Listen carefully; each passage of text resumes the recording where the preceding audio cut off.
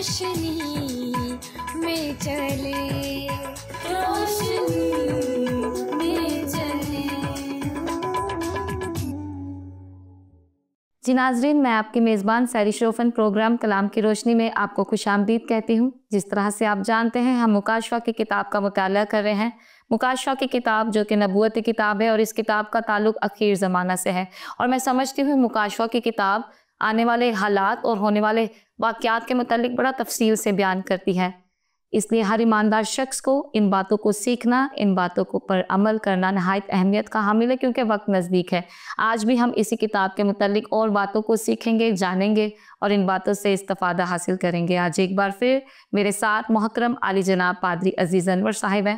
پادری صاحب، آج کے اس پروگرام میں آپ کو خوش آمدید کہتی ہوں۔ بہت شکریہ سہرش کہ آپ نے اس کتاب کا انتہائی گہرائی سے مطالعہ شروع کر رکھا ہے، اور میں سمجھتا ہوں کہ یہ بہت ضروری بات ہے، کیونکہ بہت دفعہ لوگ اس کتاب کو پڑھنے سے اجتناب کرتے ہیں، لیکن میں سمجھتا ہوں کہ ہمارے لیے ضروری ہے کہ ہم ایسا انتظام کریں کہ لوگ اس کتاب کی حقیقتوں کو جان سکیں اور پھر اپنے مستقبل اور اپنی عاقبت کو خداوند کے کلام کی روشنی میں سنوار سکے، جس کے لیے میں اپنے خداوند مسیح یسوع کا، آپ کا اور آپ کے ادارے کا بے حد شکر گزار ہوں۔ جی، خداوند کا شکر ہو۔ پادری صاحب، ہم نے گزشتہ ایپیسوڈ میں 8ویں باب کے متعلق سیکھا اور بڑی خوبصورتی کے ساتھ آپ نے وضاحت کی۔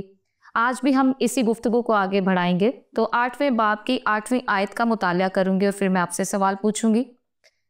جب ہم دیکھتے ہیں 8ویں باب کی 8ویں آیت میں تو لکھا ہے، اور جب دوسرے فرشتہ نے نرسنگا پھونکا تو گویا آگ سے جلتا ہوا ایک بڑا پہاڑ سمندر میں ڈالا گیا اور تہائی سمندر خون ہو گیا۔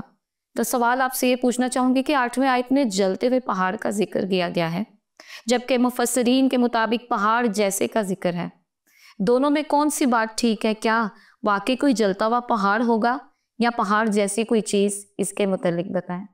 آپ کا جو سوال ہے وہ دو باتوں پر مشتمل ہے۔ ایک تو یہ ہے کہ یہ جلتے ہوئے پہاڑ سے کیا مراد ہے، یہ کون سا پہاڑ ہے؟ جی۔ دوسرا سوال جو آپ نے کیا ہے وہ یہ ہے کہ بعض مفسرین کے نزدیک یہ پہاڑ نہیں ہے بلکہ پہاڑ جیسا ہے، اور یہ دونوں باتیں جو ہیں آج میں اور آپ ہم پاک کلام میں سے سیکھیں گے۔ جی۔ تو جب دوسرے فرشتے نے نرسنگا پھونکا تو اس میں پہلی بات یہ، اس کا جو نتیجہ نکلا وہ یہ ہے، گویا آگ سے جلتا ہوا پہاڑ سمندر میں یا پانی میں گرا دیا گیا، جی، یا گر گیا۔ جی۔ دوسرا یہ ہے کہ اس پہاڑ کو صرف پہاڑ نہیں کہا گیا، اس کو بڑا پہاڑ کہا گیا۔ جی۔ تیسری بات جو ہمیں اس میں نظر آتی ہے وہ یہ ہے کہ اس بڑے پہاڑ کو سمندر میں ڈال دیا گیا ہے، اور جب سمندر میں ڈال دیا گیا ہے تو نتیجتاً سمندر کا جو تہائی پانی ہے یا تہائی سمندر ہے، یعنی 3/4% جو ہے وہ خون بن گیا ہے، اور خون بننے کے نتیجے میں وہ جو لکھا ہے کہ سمندر کی 3/4 یا تہائی مخلوق مر گئی۔ پھر یہ لکھا ہے کہ یہ جو تہائی جہاز تباہ ہوئے ہیں، جی، ان کی اس کو ڈفرینشیٹ نہیں کیا گیا کہ یہ بحری جہاز ہیں یا دوسرے جہاز ہیں۔ جی۔ صرف یہ لکھا گیا ہے کہ جو جہاز تھے وہ جل گئے یا ان کو تباہی ان میں آ گئی۔ اب یہ بات تو درست ہے کہ جہاز جل گئے یا ختم ہو گئے، لیکن یہاں پر بہت دفعہ مفسرین اس بات کو ابہام کی صورت میں لیتے ہیں، اور وہ یہ کہتے ہیں کہ جی یہ جلتا ہوا جو پہاڑ ہے اس سے کیا مراد ہے، اور یہ اتنا بڑا پہاڑ کا لفظ بڑا استعمال کیا گیا ہے جی کہ یہ جو بڑا پہاڑ ہے اس سے کیا مراد ہے؟ صحیح. سب سے پہلی بات یہ ہے کہ یہ جو تباہی ہوئی ہے جی یہ تباہی جو ہے اس پہاڑ کے گرنے سے ہے. جو سادہ سی بات ہے کہ یہ آفت جو ہے یہ اس فرشتے کے نرسنگے پھونکنے کی وجہ سے سمندر میں آئی ہے جی جس کو یہ اختیار دیا گیا تھا. بالکل.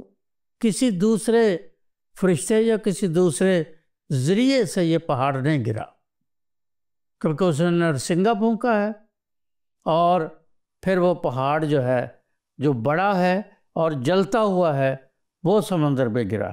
جی تو جب ہم ان باتوں پر غور کرتے ہیں تو جہاں تک بات ہے جلتے ہوئے پہاڑ کی تو یہ تو کوئی نئی بات نہیں ہے کیونکہ آتش فشاں تو پھٹتے رہتے ہیں لاوا جیسے.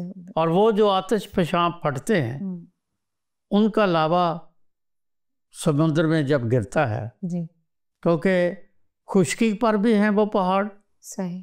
سمندر کے اندر بھی ہیں وہ پہاڑ ٹھیک. لیکن جب سمندر کے اندر پھٹیں گے جی تو پھر اس میں جو لاوا ہے پگھلا ہوا لاوا وہ سمندر میں گرے گا. صحیح. دوسری چیز جو اس پگھلے ہوئے لاوے کے ساتھ سمندر میں گرے گی وہ ہے گندھک جو جل رہی ہے. ٹھیک.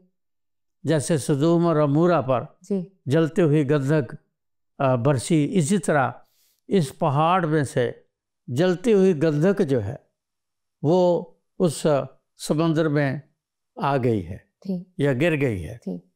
تیسری بات جو ہے یہ جو پہاڑ کے گرنے سے گندھک کے جلنے سے یا سلفر کے جلنے سے جو سلفر ڈائی آکسائڈ گیس ہے وہ بھی اس پہاڑ کے ساتھ اس لاوے کے ساتھ سمندر میں آ گئی ہے یا گر گئی ہے. صحیح. اور یہ انتہائی زہریلی گیس ہے. صحیح.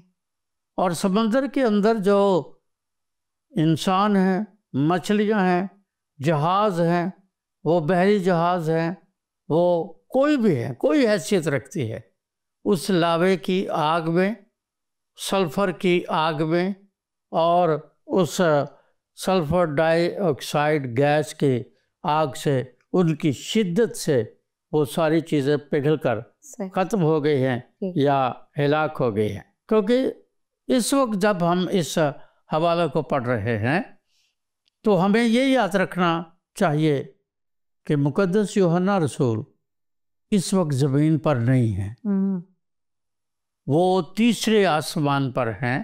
صحیح. اور تیسرے آسمان پر وہ یہ سارے منظرنامے 5ویں باب سے 6 اور 7ویں اور پھر 8ویں ان سارے ابواب میں بار بار ان کے سامنے منظرنامے بدل رہے ہیں اور وہ ان منظرناموں کے چشمدید گواہ ہیں. تو جب وہ چشمدید گواہ ہیں تو پھر انہوں نے یہ لکھا ہے اس کتاب میں اور خداوند یسوع کی گائیڈنس یا رہنمائی میں کیونکہ یسوع نے کہا کہ ان باتوں کو لکھ لے. جی. اب انہوں نے لکھ لیا ہے تو پھر انہوں نے پہاڑ جیسا نہیں لکھا انہوں نے پہاڑ ہی لکھا ہے. اس لیے ضروری یہ ہے کہ اس کو پہاڑ کے طور پر ہی سمجھا اور سیکھا جائے. ٹھیک. کیونکہ یہ جو کچھ ہو رہا ہے اگر آپ اس کو غور سے دیکھیں یا اس پر تھوڑا سا برین سٹارمنگ کریں تو آپ کو پتہ چلے گا کہ یہ آٹومیٹیکلی نہیں ہو رہا. جی. یا یہ قدرتی عناصر کہ کسی اپنے رد عمل کے نتیجے میں نہیں ہو رہا. اس کے پیچھے کوئی بہت بڑی قدرت ہے کوئی طاقت ہے کوئی پاور ہے کوئی اختیار ہے جی. جس کے طاقت سے قدرت سے اختیار سے یہ سب کچھ ہو رہا ہے. اور وہ جو قدرت ہے جس کے پاس یہ اختیار ہے یہ فیصلہ اس کا ہے. صحیح. کہ کیا گرے گا کہاں گرے گا ٹھیک. کب گرے گا اور کیسے گرے گا. یہ مقدس یوحنا تو صرف चश्मदीद गवाह है। और जो कुछ वो देख रहे हैं खुदाबंद यस्सु के हुक्म के मुताबिक उसको जूं का त्यों मनोअन उसको लिखते जा रहे हैं। उसमें कोई तब्दीली करनी उनके अपने बस में या इख्तियार में या उनकी किसी भी तरह की स्पिरिचुअल मैच्योरिटी में नहीं है।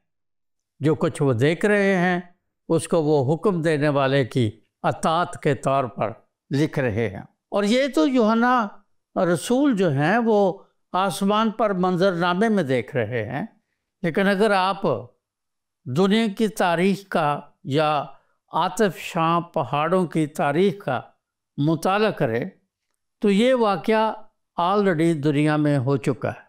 ठीक।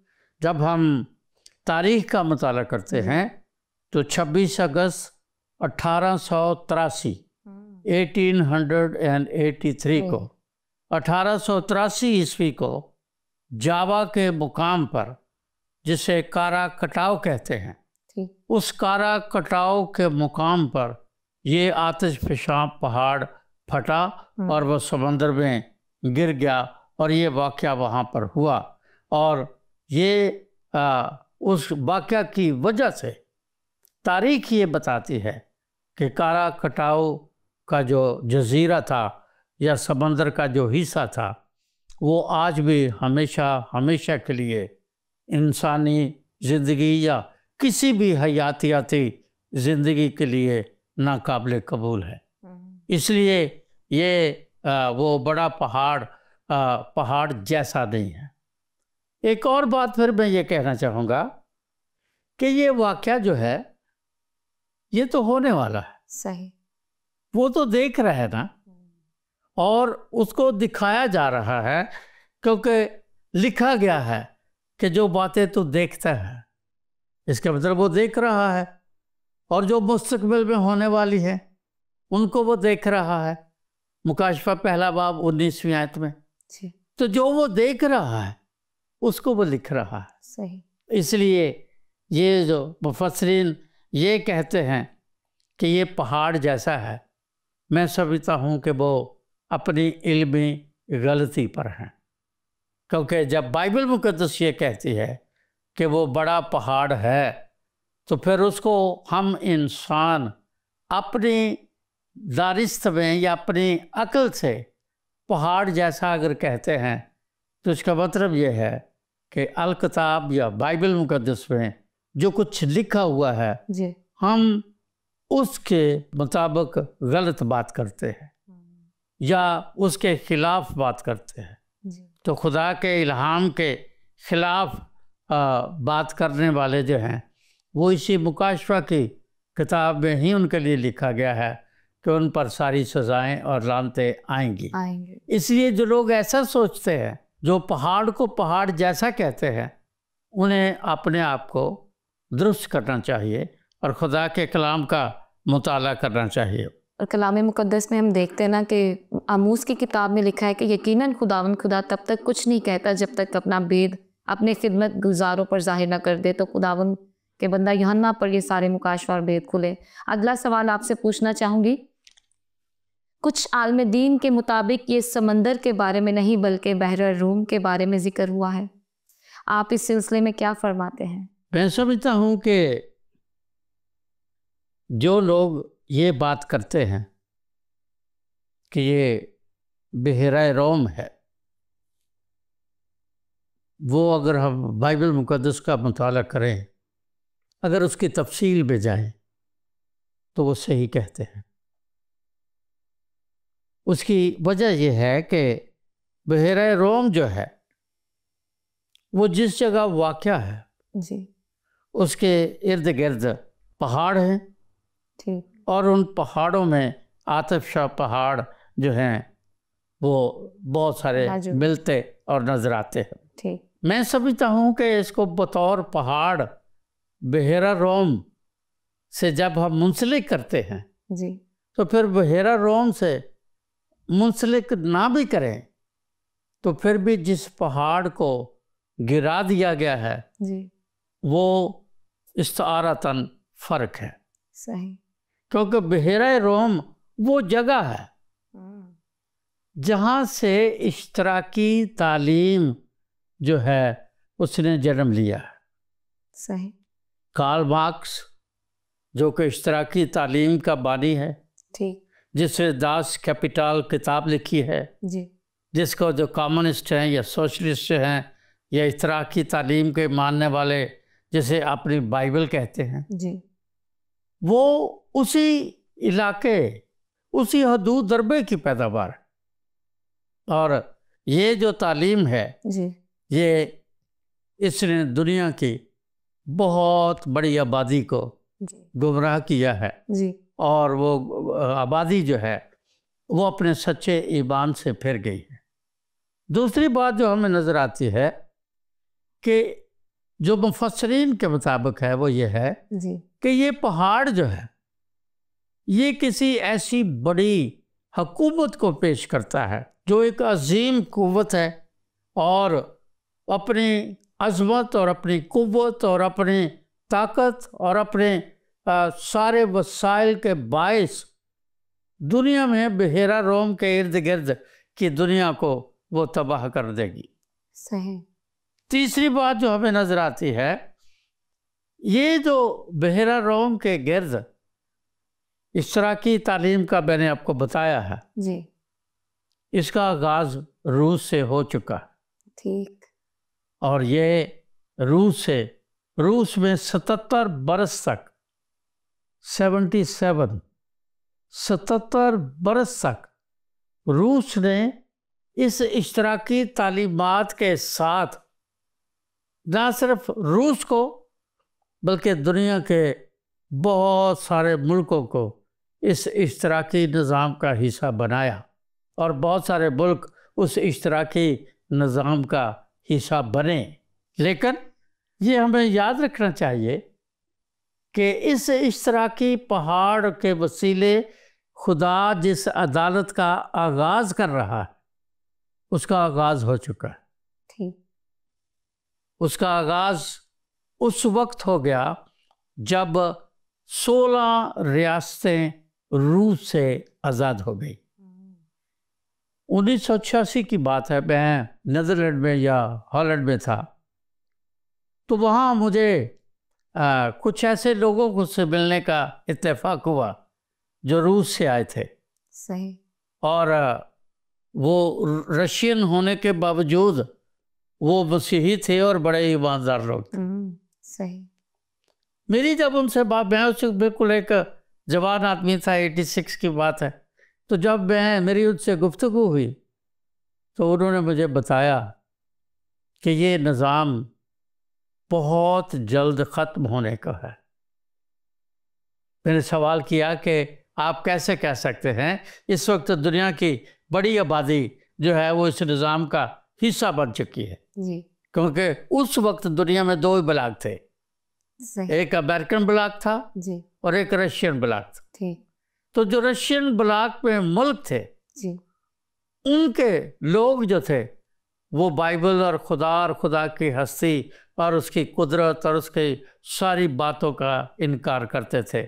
اپنے آپ کو اشتراکی بھی کہتے تھے اور اپنے آپ کو ایتھیسٹ یا پیگنز کہنا بھی وہ فخر محسوس کرتے تھے. دلیل یہ دیتے تھے کہ ہزارہ سال سے خدا جو ہے وہ کام کر رہا ہے، اب وہ بوڑھا ہو گیا ہے. اچھا. اب چونکہ وہ بوڑھا ہو گیا ہے، کمزور ہو گیا ہے، اب اس سے وہ نظام کائنات جو ہے یا خدائی جو نظام ہے اب وہ کمزور ہو گیا ہے، اس لیے اب یہ نظام اس نے انسانوں کو ٹرانسفر کر دیا ہے یا ان کے سپرد کر دیا ہے. اس لیے لیکن انہوں نے بتایا کہ ہم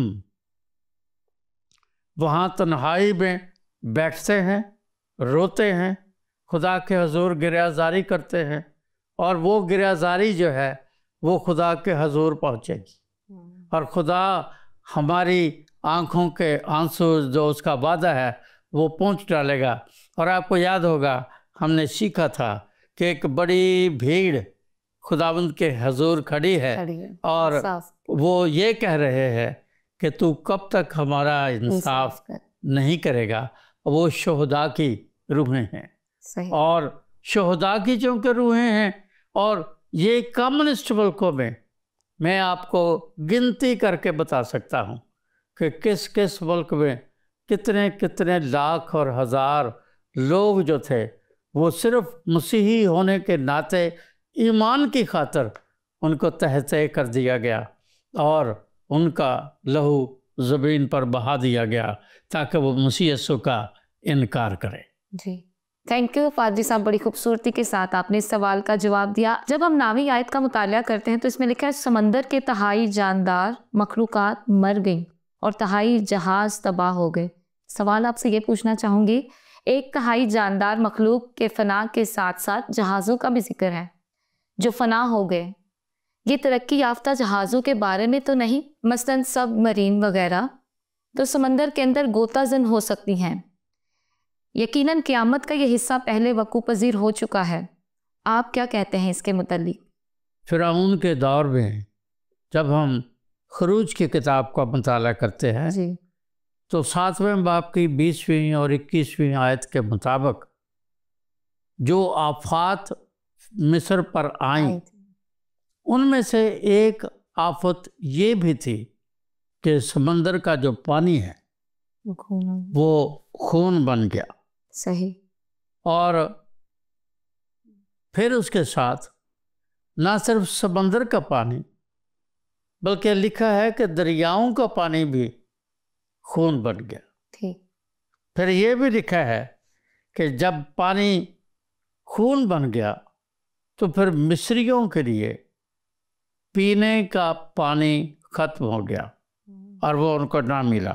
صحیح، اگر آپ ان واقعات کا مطالعہ کریں آج کی تاریخ میں جی تو یہ واقعات بار بار اس کائنات پر ہو چکے ہیں، سمندر میں ہو چکے ہیں، جی مصر میں ہوا، جی اور بالکل ایک انڈرسٹینڈیبل بات ہے کہ مصر زمین پر ہے اور اس کے تمام دریا اور سب کچھ پانی بن گئے، اپنا خون بن گئے، صحیح، اور خون بن جانے سے ان کو پانی نہ ملا اور بہت سے لوگ مر گئے۔ اس کے بعد اگر آپ جتنے 2 جنگیں عظیم تو ہوئی ہیں، جی پہلی جنگ عظیم میں اور دوسری جنگ عظیم میں 2 جنگیں ہوئی ہیں، جی جن میں زیادہ تر جو جنگیں ہیں ان کا نشانہ سمندر میں کھڑے دشمن کے جہاز یا ان کی میرینز یا سب میرینز سے۔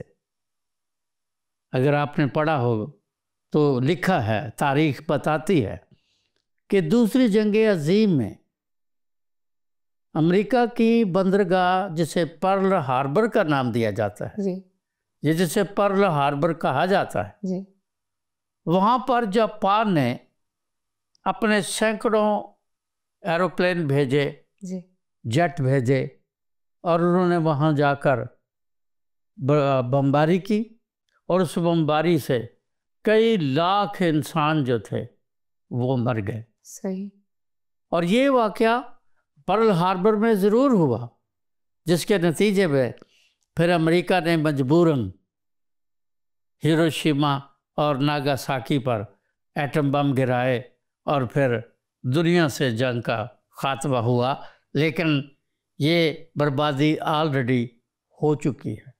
اور اس کا ایک نمونہ جو ہے وہ ہم پرل ہاربر اور دیگر بندرگاہوں کی تباہی کے نتیجے میں دیکھ چکے ہیں۔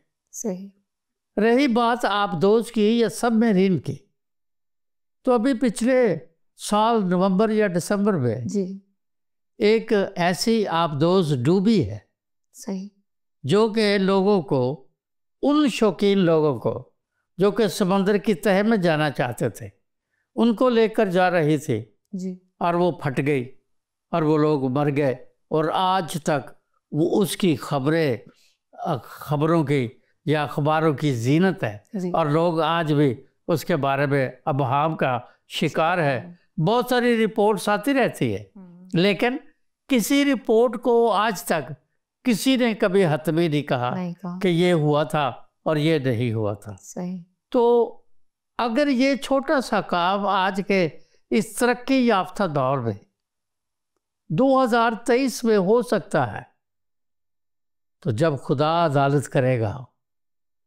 جب خدا بڑا پہاڑ پھینکے گا، جب وہ آتش فشاں پھٹے گا، جب لاوا اور وہ سلفر اور وہ گیسز وہاں پر پھٹیں گی اور وہ آئیں گی، تو انسان اس تباہی کا تصور بھی نہیں کر سکتا. اور یہ اس بات کی نشانی ہوگی کہ یہ جو ہے خدا جو ہے وہ دنیا کی عدالت کر رہا ہے. جی. اور یہی بات مقدس یوحنا رسول اس فرشتے کے تعلق سے جس نے یہ نرسنگا پھونکا اس کے تعلق سے بتا رہا ہے. اور چونکہ وہ اس کے تعلق سے بتا رہا ہے، اس لیے ہمیں سمجھ لینا چاہیے کہ یہ ہماری اپنی کوئی فینٹسیز نہیں ہے. جی. آپ جانتے ہیں، آپ نے سنا ہوگا، پڑھا ہوگا، شاید فلم بھی دیکھی ہوگی، ٹائٹینک نام کا ایک جہاز جس کو بنانے والے نے کہا کہ یہ کبھی یہ ناقابل تسخیر ہے، اور یہ ہے اور یہ وہ ہے اور یہ فلاں ہے. جی. اس نے بڑی بڑی باتیں کی. جی. لیکن ہمیں جو تاریخ بتاتی ہے، جو واقعات بتاتے ہیں، وہ ناقابل تسخیر جہاز جس جیسا اس کے قول کے مطابق پہلے بھی کوئی نہیں تھا اور بعد میں نہیں بنے گا، وہ آئس برگ سے ٹکرا کر، برف کے تودے سے ٹکرا کے ٹوٹ گیا. اور اگر آج کے اس انتہائی ترقی یافتہ دور میں، اس سائنٹیفک دور میں، اتنی ٹیکنالوجی کے دور میں، یہ اتنی محنت سے اور اتنے پیسے سے لگا کر بہت سارے انجینئرز کی عقل اور دانائی کے نتیجے میں یہ جہاز بنایا گیا، تو پھر جب خدا عدالت کرے گا اور وہ اس پہاڑ کو، عدالت کے پہاڑ کو، جب سمندر میں یا بحیرہ روم میں یا اس دنیا میں پھینکے گا، تو میں نے پہلے بھی کہا کہ اس تباہی کا، اس بربادی کا آج کا انسان، آج کا سائنسدان، آج کا جو دولت مند شخص ہے یا آج کا جو مذہبی شخص ہے، وہ تصور بھی نہیں کر سکتا. تھینک یو پادری صاحب، بہت خوبصورتی کے ساتھ آپ نے اس سوال کا جواب دیا. یقیناً ناظرین، جس طرح کلام میں بھی لکھا ہے کہ وہ صداقت سے جہاں کی عدالت اور راستی سے قوموں کا انصاف کرنے کے لیے آنے والا ہے، تو ہمیں چاہیے کہ خداوند کے کلام کی باتوں پر عمل پیرا ہوں، ان کو اپنی زندگی میں اول درجہ دیں، اہمیت دیں اور اس کے مطابق اپنی زندگی کو بسر کریں، تو ہمیشہ کی زندگی کے وارث بنیں گے. ہاں، اگر اس کلام کے مطابق اگینسٹ نافرمانی کریں اور ان باتوں کو نہیں اپنی زندگی میں رکھیں گے تو اس آگ میں جائیں گے جو کبھی بجھنے کی نہیں. باتیں تو اور بھی بہت سی ہیں لیکن وقت ہمیں اجازت نہیں دے رہا، لہٰذا آج کے اس پروگرام میں مجھے اور پادری صاحب کو اجازت دیں. خدا حافظ. آؤ ہم خداوند کی روشنی میں چلے، روشنی